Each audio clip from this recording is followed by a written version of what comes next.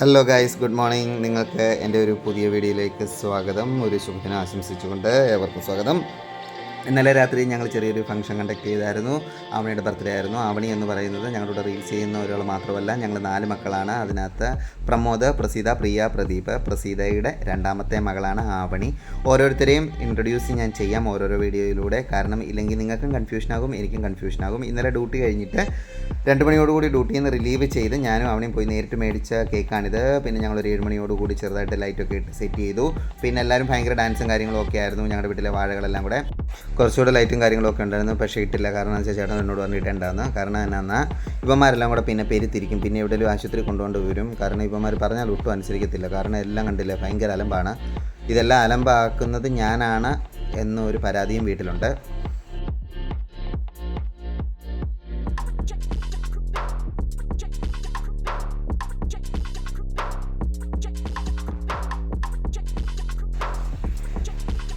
പിന്നെ കുറേ പേര് ഓൺലൈനിലുണ്ടായിരുന്നു. കുറേ പേരെന്ന് വെച്ചാൽ 2-3 പേരുണ്ടായിരുന്നു. അളിയനും ചേച്ചിയും ചേട്ടത്തിയും പിന്നെ ആവണിയുടെ ഒരു തത്തി.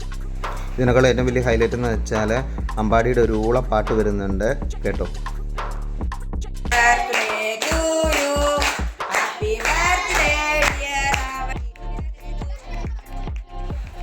പിന്നെ 6-ാം തീയതി അമ്മയുടെ കണ്ണിൻ്റെ സർജറിയാണ്, അടുത്ത കണ്ണിൻ്റെ സർജറിയാണ്. എല്ലാവരുടെയും പ്രാർത്ഥനയിൽ ഓർക്കുക.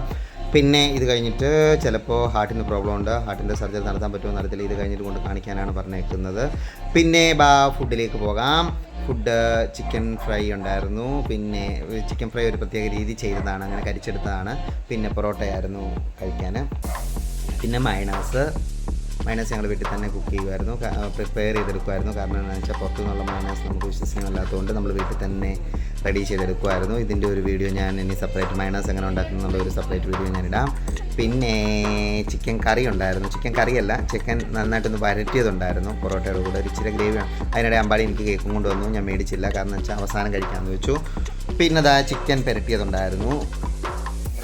അങ്ങനെ പൊളിയായിരുന്നു. എല്ലാം ചിക്കനെ തന്നെ ആയിരുന്നു. പിന്നെ ബീഫ് ഉണ്ടായിരുന്നു. ബീഫ് ഇവിടെ ഞാൻ വെച്ചിട്ടില്ല. ബീഫ് കാരണം രണ്ടാമത്തെ അളിയൻ ചിക്കൻ കൂട്ടത്തില്ല. അത് കാരണം ബീഫ് സെപ്പറേറ്റ് മേടിക്കുമായിരുന്നു.